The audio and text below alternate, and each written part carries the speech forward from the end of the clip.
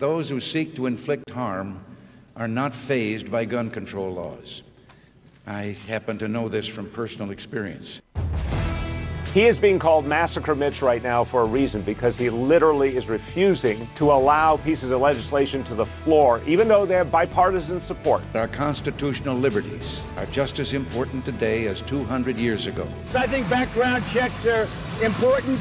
I don't want to put guns into the hands of mentally unstable people or people with rage or hate. I think we can bring up background checks like we've never had before. The Constitution does not say that government shall decree the right to keep and bear arms. The Constitution says the right of the people to keep and bear arms shall not be infringed. Freedom prospers when religion is vibrant and the rule of law under God is acknowledged. An informed patriot is what we want. Welcome to American Family Radio's Focal Point, the home of muscular Christianity on conservative talk radio. Muscular Christianity. Where we relentlessly explore the intersection of truth and politics. The trouble with our liberal friends is not that they're ignorant. It's just that they know so much that isn't so. Now, here's your host, Brian Fisher. Howdy, and welcome to a brand new edition of Focal Point on American Family Radio. The name of the program is Focal Point. I am Brian Fisher, your congenial, convivial, amiable, and effervescent host. As always. That from my congenial, convivial, and effervescent production team. As always. As always. Maybe. Yeah. And welcome to our listening audience. Always glad to have you with us. An honor that you would trust me with your time. Want to be faithful to the task of keeping you informed, screening what's happening in our culture from a biblical worldview through a biblical grid, and giving you sort of a way to think about what's going on in our culture. Don't forget that starting tomorrow, we are going to begin a brand new cycle of reading the entire counsel of God over the 3 years and praying His word back to Him. Brand new cycle, and the 3-year schedule starts tomorrow. You start tomorrow and stay with it. In 3 years, you will have prayed the entire word of God back to Him. Remember, John tells us that God hears every prayer that is prayed according to His will. No better way to do that than by praying His own word back to Him. Remember, I read that tweet yesterday, or that text message from a faithful listener, a good friend of mine, Chris, who lives in the Tupelo area. By the way, he bought 15 copies of the Boy to Man book for his own Sunday school class. Great idea if you got a 6th grade Sunday school class. It might be a good idea to think about picking up copies of that, or have the church spring for copies of the book for each father of a 6th grader, each father of a 12-year-old boy. Anyway, all of that starts tomorrow. Good to have you in the conversation today. Remember that the text from my friend indicated that he had just completed the 3-year schedule and was just getting ready to start all over again. That's how we do it. That's how we roll. Now, studying some different psalms in the interim, in the period between the end of the last 3-year cycle, beginning of the new one, today I've picked Psalm 32 for our reflection. I want to share just a couple of thoughts about it. David begins this way in Psalm 32, verse 1. He says, "Blessed is the man whose transgression is forgiven, whose sin is covered. Blessed is the man against whom the Lord counts no iniquity, in whose spirit there is no deceit." No better feeling, David says, than to know that you have been forgiven by God. Best feeling in the world. Now he says, I remember a good friend of mine moved to Idaho, moved to Boise, and one of the things he did his first winter there was take ski lessons.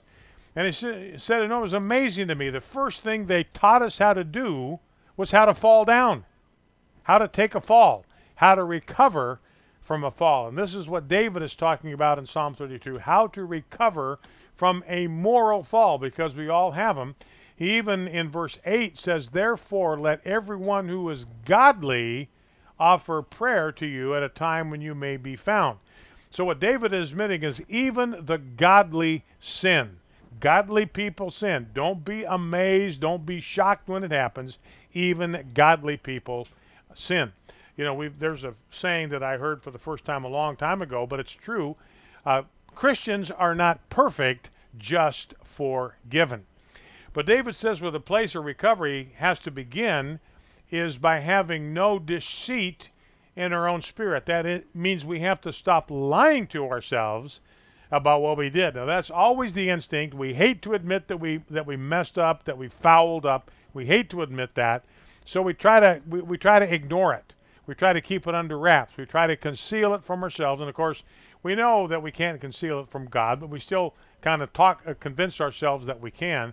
So the place that has to begin is by refusing to lie to ourselves or to other people about our own sin.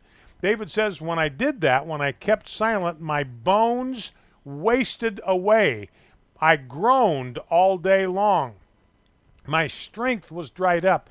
Now the point he makes is down there inside where nobody else can see it, we just start to wither internally. That's where we experience the distress, we experience the unrest, we experience the lack of peace, because we know that we're concealing something that we need to bring out into the open with God and confess as a sin. Now, David says in verse 4, day and night your hand was heavy upon me. Now, you know what that means. I know what that means because we've all been there. We've sinned. We're trying not to admit it. We're trying to, whatever, get away with it. And we just feel that God is hounding us. He's pestering us. He's going to bug us until we finally come clean and get right with him. And David says that's what happened in verse 5. I acknowledged my sin to you. I brought it out into the open. Didn't call it anything else. I just called it what it was, sin against a holy God. I did not cover my iniquity. I said I will confess my transgressions to the Lord, and you forgave the iniquity of my sin. That is a great word. So he says to the godly, offer prayer to God at a time when he may be found. That's even when you're in the middle of your sin. You can find God and find forgiveness for your sins. And David's last word in verse 9, be not like a horse or a mule. Now what's it like to be a mule? It means you're stubborn. It means that we refuse correction. Rob, I saw on the monitor pointing to himself there, but that's true of all of us. You know, I know most of the things that I've had to get rid of, most of the character defects or character traits or whatever that I've had to get rid of, God has had to beat them out of me. That's what discipline, that's what adversity is all about. And what David's saying, look, is if we can keep short accounts with God, when we sin, let's not try to conceal it, not try to get away with it. Let's acknowledge it, let's confess it before God and receive his forgiveness. Go make things right with the people that we've sinned against and get right with God. Well, let's go to prayer, if you'd be kind enough to join me. Sovereign Lord, I pray in Jesus' name for my family. I pray for the production team and their families. I pray for everyone listening to the sound of my voice right now. Pray for every man, woman, and child in America, all of our elected officials, our mayors, our governors, and our president. And I pray that all of us will enter fully into the blessing of your forgiveness. I pray this especially right now for people who are in the listening audience, listening to the sound of my voice, praying this with me. May they be able fully to enter into the blessing of your forgiveness. May they know the blessing of having their transgressions forgiven by you and their sins covered. Grant them the release that comes from knowing that you do not count our sin against us. I pray that there will be no deceit in our spirit about our own sin. Remind us that to keep silent about our own sin or to conceal it will only cause our bones to waste away and will sap our strength like the heat of summer. I pray that your hand will be heavy on us day and night if we ever seek to cover over our sin, and that you will bring us to the place where we will acknowledge our sin to you and not cover up our iniquity. When we confess our transgressions to you, I ask you to forgive the guilt of our sin. I pray that we will be godly people and pray to you while you may be found, so that when the mighty waters of guilt and shame rise, they will not reach us. Please be our hiding place and protect and preserve us from trouble. Surround us with songs and shouts of deliverance. I ask you to instruct us and teach us in the way we should go. Please counsel us and watch over us and keep your eyes on us at all times. Soften our hearts so that we will come to you willingly and not be like the horse or mule which have no understanding and will only come when controlled and curbed by the bit and the bridle. I pray that even though the woes of the wicked are many, your unfailing love will surround us as we trust in you. We pray that you will be righteous, that we will be righteous and upright in heart. May we always sing to you, rejoice in you, and be glad in you. Amen. All right. Got a long way to go and a short time to get there today. A lot of stories we got to get to. I want to begin with kind of a potpourri of stuff that I've pulled. I want to talk about the main thrust of the day is going to be talk about the shootings in Dayton and El Paso. But here are some items to whet our appetite for what's going on. You know, we had that story from the woman who was the founder of the whole Sex in the City thing. She didn't have children. She thought just sex was the way to go. And now it's too late in life for her to have kids, and she's experiencing tremendous regret because she can't get those years back. Here's Halle Berry, who's a famous actress, and she is having the same kind of self-discovery. This is from the Daily Mail. Halle Berry she's 52 now, has two kids. Halle Berry loves being a mom so much that she wishes she had started earlier and grown a larger brood. She told the Daily Mail that she loves being pregnant, or loved it, and probably would have had 5 children if she weren't so busy being a famous actress. She said this is a quote, "All the hormones made me feel amazing. I was so alive with my purpose and my femininity. It felt like my body was doing what it was built to do." You know why she felt that way about her body? Because it was doing exactly what it was built to do. And she said this about being a mom and having children who are completely dependent upon her, knowing that someone would always be counting on me, made me a better person. You know, narcissism, selfishness, self-centeredness, it's not the way to go. She's realizing that here, knowing that people were counting on me, it made me a better person. I'm more focused and in line with my values and my goals. That is Halle Berry. Here's a winnable war moment. You might be familiar with the fact that Apple News has started a platform a week after they accepted the application of LifeSite News, which is a great source of pro-life news. They disabled their whole channel, took all of their content off of their platform just after they had a week after they had put them on the platform, and they informed LifeSite yesterday that they've changed their minds and they are going to reinstate their platform. Their original decision, they told LifeSite that your channel, your news channel, does not comply with our Apple News guidelines. Specifically, Apple said, your channel has content that shows intolerance towards a specific group. But then they wouldn't tell LifeSite what the specific group is that they were accused of showing intolerance towards. So anyway, and they couldn't point to any specific articles where they had violated Apple's standard. So that's the good news. LifeSite News back in the good graces of Apple News. Here's a story about the Boy Scouts. You know, this would take more time than we have today, but this scandal in the Boy Scouts of America, it's a homosexual pedophile scandal. What people don't want to accept, what the public does not want to accept, what the media does not want to accept, is that there is a profound connection between pedophilia, between homosexuality and pedophilia. And you see that in spades in the Boy Scouts of America.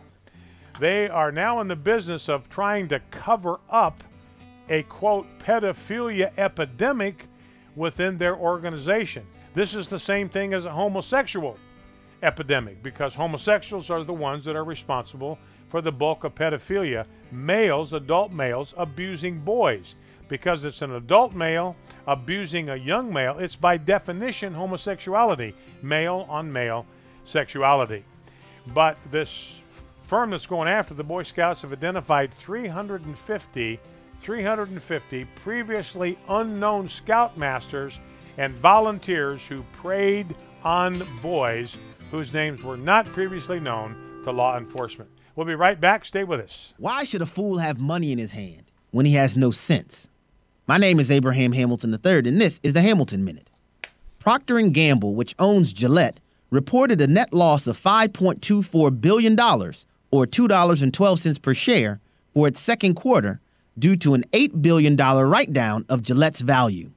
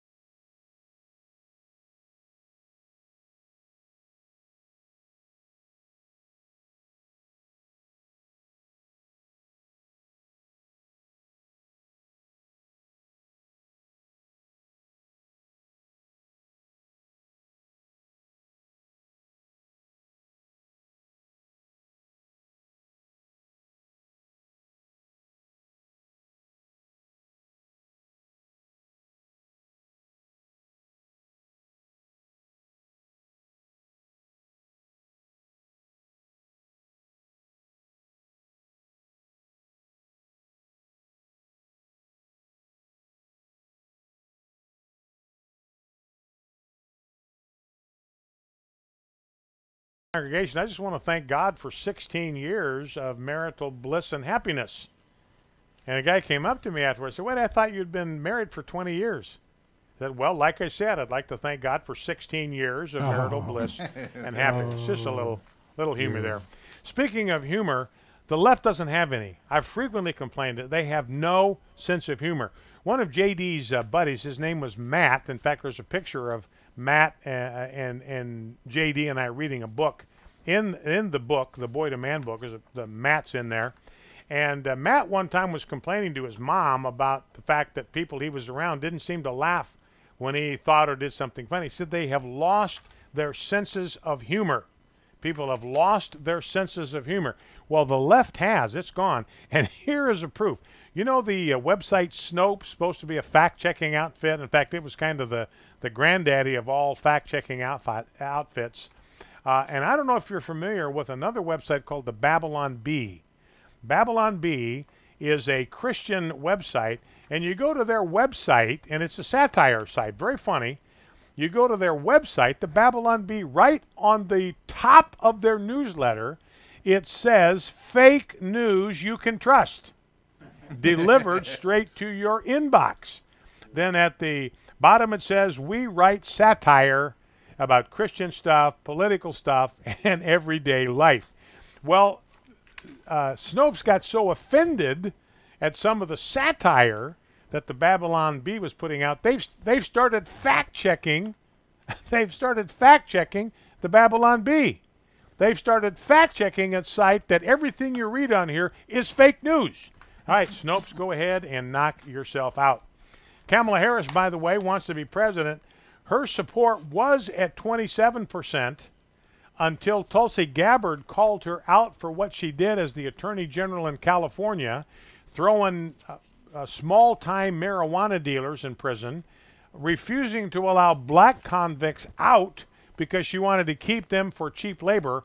Her support is now down to 1% in the African-American community, and no Democrat can get elected with numbers that low. And there are some people that probably just ought to plain drop out of the Democratic primary. I'm looking at a story here from New Hampshire. There are 7 Democrats in this New Hampshire primary poll. 7 of them did not get a single vote in this poll. Not a vote, but a single nod in this poll. Nobody in New Hampshire has any interest in them at all. I think that'd be an indication. Maybe it's time to pack your bags. One of the guys, by the way, is my new governor, Jay Inslee, the governor of Washington. He's running on a climate change deal. A couple of other things. This is from Orange County, California. You know, Orange County once used to be synonymous with republicanism and with conservatism. When Ronald Reagan ran for president there, he got 75% of the county's vote. Well, now it's completely flipped. Right now, Orange County has more registered Democrats than registered Republicans by about 119. And we talked about this last fall in 2018, how Orange County has gone completely blue after being red for decade after decade after decade. One explanation only, and that is immigration. This piece on the Washington Post refers to it.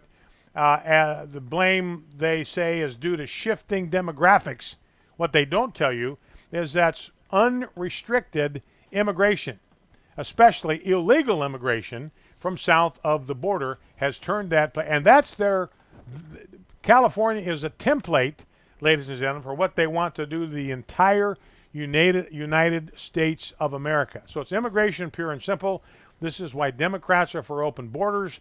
If they can turn Orange County upside down, they can turn your United States of America upside down. This is the end game for them. It's not about compassion for the downtrodden. It's about political power and votes, period.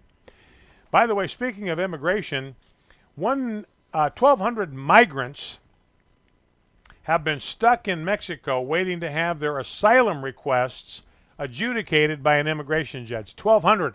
This is since Donald Trump began the Remain in Mexico policy, where if you want to get asylum in the United States, you have to wait in Mexico while your claim is being adjudicated. So 1,200 of them have now, these are all people who applied for asylum, and prior to Trump, they would have been released into the interior of the United States with a little ticket telling them to show up in court by such and such a date. None of them ever do. 80 to 90% of them never show up for their asylum date. They just melt into the interior. So 1,200 of them had their asylum cases adjudicated by a federal judge. You know how many got asylum? 0. Not one of them. These immigration judges concluded that not a single one of these 1,200 migrants had a valid claim for asylum in the United States. President Obama, one last thing before we get to the news of the day. President Obama is exasperated over the 2020 Democratic candidates. You know why? Because they are running against his record. They're trashing his legacy. We talked about this last week. They're bashing him on immigration. 3 million deportees. Reporters can't get enough of asking Joe Biden, do you agree with Barack Obama deporting 3 million illegal immigrants or not? And they're running against his health care plan. Bernie Sanders, Elizabeth Warren running against his health care plan. He is not a happy camper because they've gone so far to the left. Rob, let's grab that Mike Pence clip, which is clip number 7. This is Mike Pence talking about last week's Democrat debate. Here's what he had to say. The fact is that all of this progress could be lost with one bad day in November in 2020. I mean, all you have to do is look at that debate that took place this last week. Did you all watch that debate? I mean, it was kind of hard to watch. I mean, those people were standing so far on the left, I thought that stage was going to flip over. That's a Hank Johnson moment. Remember Hank Johnson? I mean, when Hank Johnson talked about this, he was serious. He's from Georgia, several years ago. He said he didn't want to see the military grow because that would mean more people would go to Guam, where we have a big military base. And if we get too many people on that end of the island, it's going to tip over. And he was dead serious about it.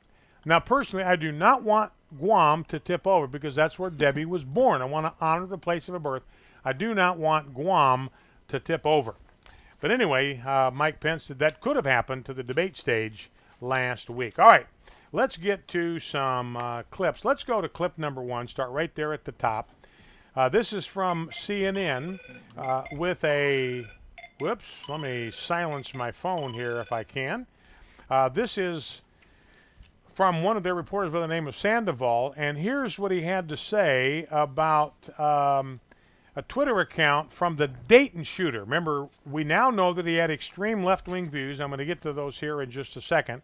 So here's CNN finally getting around to reporting on the fact that the shooter in Dayton, Ohio was an extreme left-wing dude. Let's listen. John, that Twitter account was suspended by Twitter on Sunday evening, really just after that shooting. But when you look at that, it seems to be that it likely belonged to the actual suspect himself. This account contained extreme left-wing posts.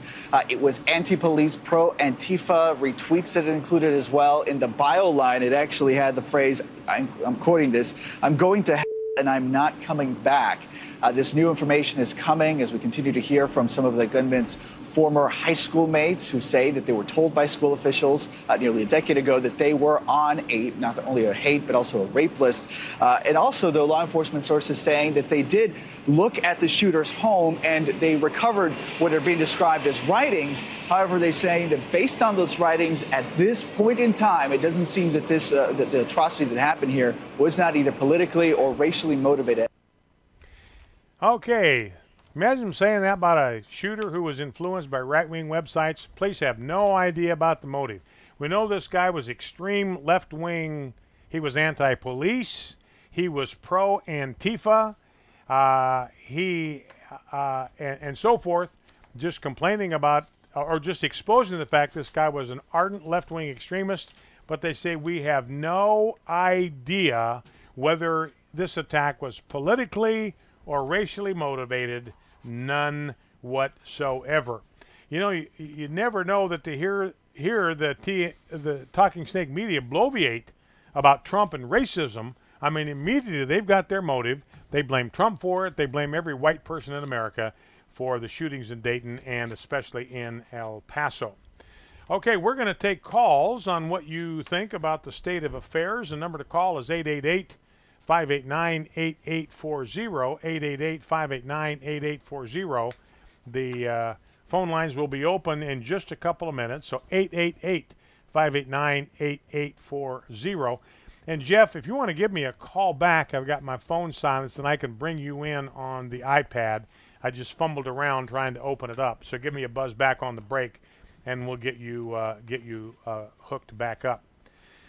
Now, I want to play this one clip. This is clip number 2 by a guy that features a comment from a guy by the name of Dr. Warren Farrell. And here's what he had to say about what he's discovered by studying mass shooters in history. Let's listen. What I found is that in the prison population, in the ISIS population, and the mass shooter population, they all have in common a very high percentage, about 90%, dad-deprived boys. And what happens when boys are dad-deprived is they don't have a male role model to channel their testosterone constructively. And so you don't, and the male role model tends, in addition to being just a male role model, dads tend to be much tougher on boundary enforcement, and the boundary enforcement creates postponed gratification, which leads the boys to being able to be successful at school or successful in sports, to feel more proud of themselves, not ashamed of themselves, not withdrawing, not feeling like an outsider. Okay, so 90% of the mass shooters dad deprived. 90% of them. 26 out of 27 in particular cases had no masculine father presence in the home. And there's something, so you think about it, this is the problem. I believe this guy's right. The problem is absent fathers. It's dad deprived boys. That is the problem. That's the root. You get down to the bottom line, that's the root. This is where mass shooters come from. They come from dad-deprived homes. We want to do something about the fundamental problem. We got to do something about that. We'll be right back. Stay with us. Here's Twyla Brace, president of CCHF, with today's Health Freedom Minute. There are nearly 350 practices in 47 states on the Wedge of Health Freedom.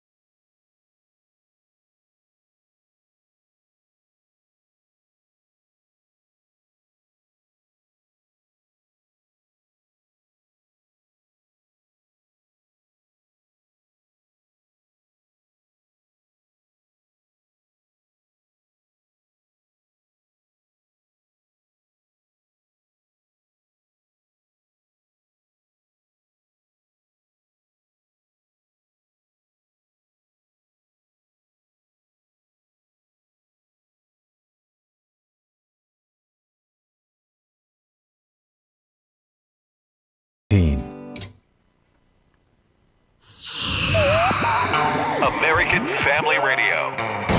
You're listening to Focal Point with Brian Fisher. Howdy, and welcome back to Focal Point on American Family Radio, the home of the fastest 60 minutes in American media. Hitting the home stretch. Buckle up, make sure that shoulder belt is fastened, and let's hit the ground running.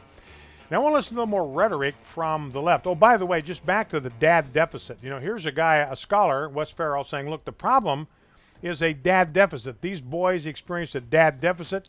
Dads are good at setting boundaries for their boys. Setting boundaries teaches young men to delay gratification, and which is the key to being successful in everything, in school and in sports and in life. And they have a dad deficit, so they miss that guidance. They miss having a dad in their life that can enforce those boundaries for them. And that's one of the reasons I wrote the Boy to Man book, is to try to deal with this dad deficit problem. There are dads out there. I was in this category. I mean, I wrote the book that I wish I'd had when my son was 12. That's why I wrote this book. I didn't have a guide like this when my son was 12, something I could sit down with him and read to him and read with him that laid out the wisdom of Proverbs, the advice that Solomon had for his own son. So if you'd like to be part of the solution to the mass shooting problem, I'm not saying if you don't read the book to him, your son's going to turn into a mass shooter. I'm not saying that at all. And it's not the world's greatest book. It's not going to win a Pulitzer Prize, I can tell you that for sure, because I've read it. But it can help you as a dad. It's a hands-on way to help your son, your 12-year-old son, get on the glide path to maturity. Right, more from the rhetoric of the left. Here is Bill de Blasio, on CNN, and listen to what they allow, or how they allow Mayor de Blasio to talk about Mitch McConnell with no correction, no pushback. I think Mitch McConnell has to finally live up to his constitutional role. He is being called Massacre Mitch right now for a reason, because he literally is refusing to allow pieces of legislation to the floor, even though they have bipartisan support. Legislation that would actually start to reduce these dangers to our children, to our seniors. Okay, so he's referred to as Massacre Mitch by the mayor of New York, and CNN says nothing. No pushback, no reaction, no nothing. He's Massacre Mitch, and they are happy with that. You know, and protesters last night were outside Mitch McConnell's house. These left-wing protesters, they were outside his house. They were shouting at him. They were shouting at his wife. Remember CNN back in the Gifford shooting, they were scolding guests that came on the program and used the word targeted. They wouldn't even yet let them use the word targeted on their air. So here, they're outside Mitch McConnell's house. They are shouting the F word at Mitch McConnell. They're shouting it at his wife.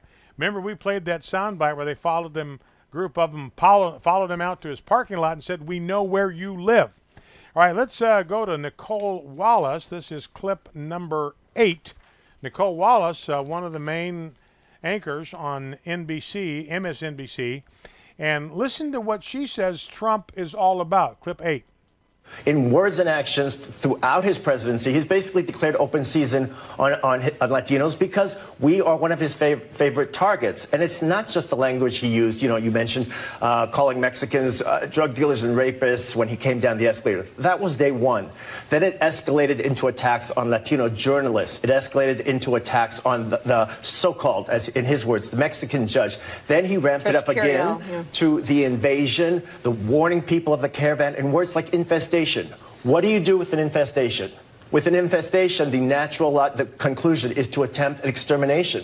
What do you do when certainly the last Republican president fought for, sought, and it's not ideal, but had 44% of the Latino vote. It was so politically powerful inside the last Republican administration. President Obama used the power of the presidency to try to pass comprehensive immigration reform with the Latino community, Latino leaders at the table. You now have a president, as you said, talking about exterminating Latinos. You have a president talking about exterminating Latinos. You have a president talking about exterminating Latinos. Now, she finally pulled that down, finally was forced, I think, by shame to pull that tweet down. We'll get to your phone calls here in just a quick second, 888-589-8840. You know, just when you think Hollywood cannot get any worse, there's a new movie that's being prepared for release by Universal Studios. This is one of the major studios in Hollywood, and they have produced a movie that's called The Hunt. And you know what this movie is about? They've had to pull ads for it. They pulled ads down from ESPN for this movie, which is scheduled to be released before too long. And the premise, the theme of this movie is elites, leftist elites, Democratic elites who hunt down Donald Trump supporters, who hunt down, quote, deplorables, end quote. That's what the whole movie is about. It's about these deplorables wearing their MAGA hats and all that, who are on the run from these elites who hate guns but somehow got expert at using them to kill Donald Trump supporters and trying to hunt them down. Here's what this piece on the Hollywood Reporter says. The script for The Hunt features the red state characters wearing trucker hats and cowboy shirts, with one bragging about owning 7 guns because it's his constitutional right. The blue state characters, some equally adept with firearms, how did that happen, explained that they picked their targets because they expressed anti-choice positions or used the N-word on Twitter. War is war, says one character. All right, so we'll see.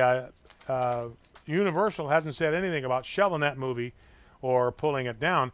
And Joaquin Castro was condemned. He sent out a tweet for including the names of 44, targeting 44 of his own constituents by name for supporting Donald Trump, making financial contributions to Donald Trump.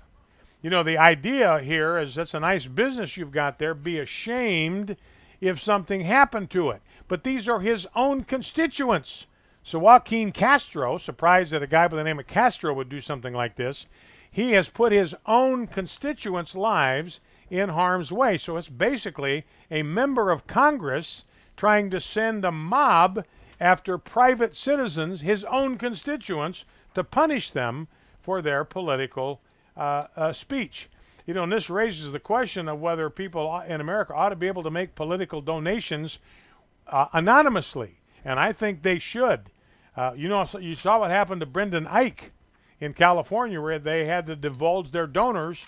Brendan Eich invented Firefox or Foxfire, whatever that browser is, and he lost his job. He's out of the high-tech industry because of that.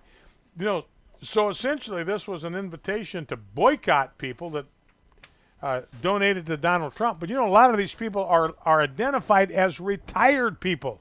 They're retired. How do you boycott a retired person? So we'll see if Joaquin Castro does anything about this or not. You know, and one guy made the point, look, these people have to think twice about leaving their house to vote for this guy, knowing that they're on his targeted list. Number to call is 888-589-8840. 888-589-8840 is the number to call if you'd like to join the program. Talk about anything we've talked about on the program today. Let's begin by going to Robin in Heber Springs. Robin in Heber Springs, talk to me. What's on your mind? I just wanted to add another spin to this mass shooting, because you never hear anybody talking about it, is the psychiatry, the psychologists and that spoke to these mass shooters along the way, because there's a lot of stuff that people do with people's brains that can trigger people to go into rage like this and not necessarily give them help, but actually further it. Just like that girl that a couple of years back talked the young man into committing suicide. And that I'm just really curious if they check in their psychologists and stuff and see how their treatment, what kind of medicines they're on, things like that. And I'll hang up and let you talk about it. All right, Robin, I appreciate that. That's a good call. You know, and one of the one of the realities is that, there are these red flag laws that are being considered. Donald Trump has even said that he's going to get on board supporting these red flag laws to beef up the universal background checks by getting into people's psychological history and propensities and stuff like that. The problem is most of the mass shooters were never diagnosed as mentally ill. They wouldn't even be caught in a background check like that. 25%, only 25% of mass shooters were ever diagnosed as mentally ill. So, and by the way, and secondly, I would not want to be in a position where a mental health professional, no knock on the mental health profession, a lot of people benefit from it, but I don't want to have, whether I get locked up or get deprived of my gun, I don't want that to be in the hands of somebody who belongs to the American Psychological Association or the American Psychiatric Association. But I'm afraid our president's getting ready to support bills that would do exactly that, that very thing. All right, let's grab a call from Jackson in Springdale, Arkansas. Jackson, welcome. What's on your mind? Hey, so I was born in the early 90s and kind of when the internet was first easily accessible.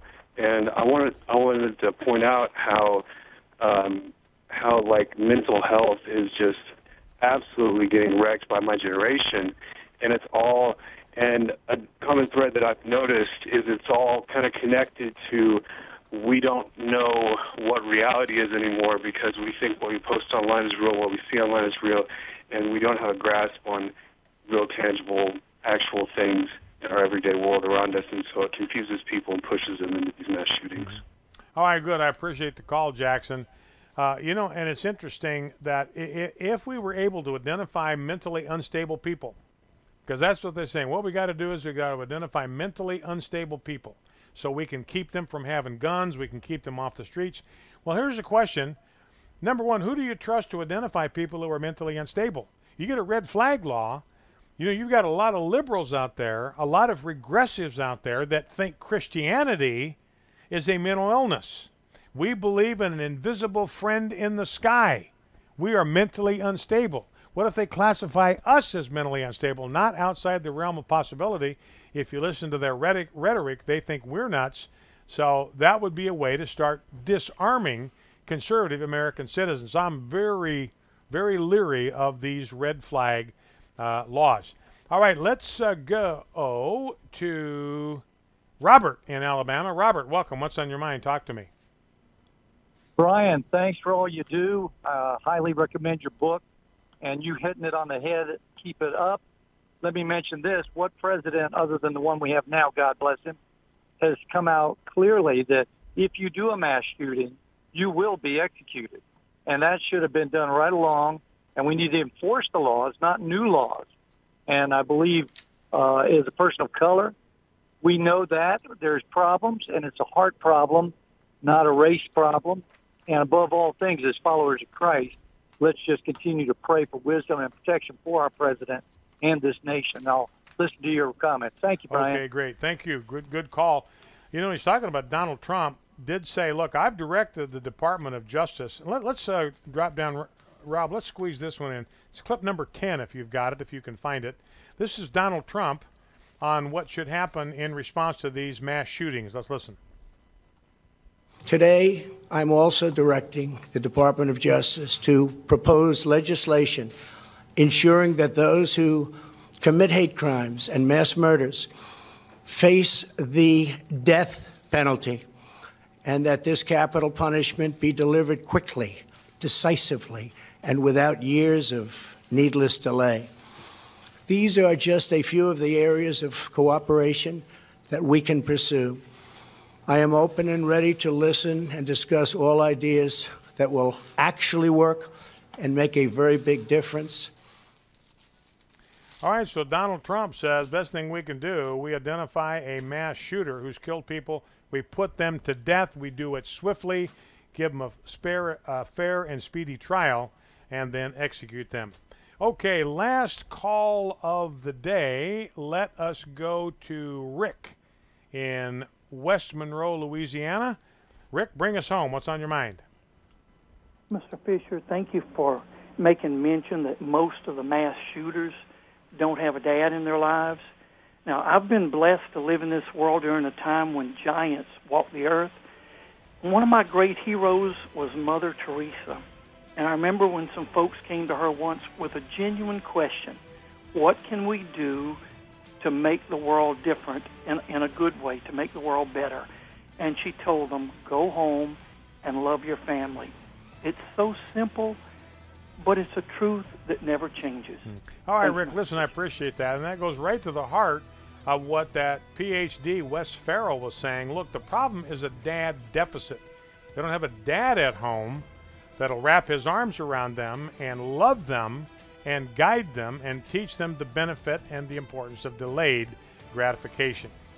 Well, that's it for today. Don't forget to bow low before God, stand tall before man, stand in the gap where God has placed you, and never forget we are, with God's help, fighting a winnable war. We'll be back tomorrow. See you then. The views and opinions expressed in this broadcast may not necessarily reflect those of the American Family Association or American Family Radio.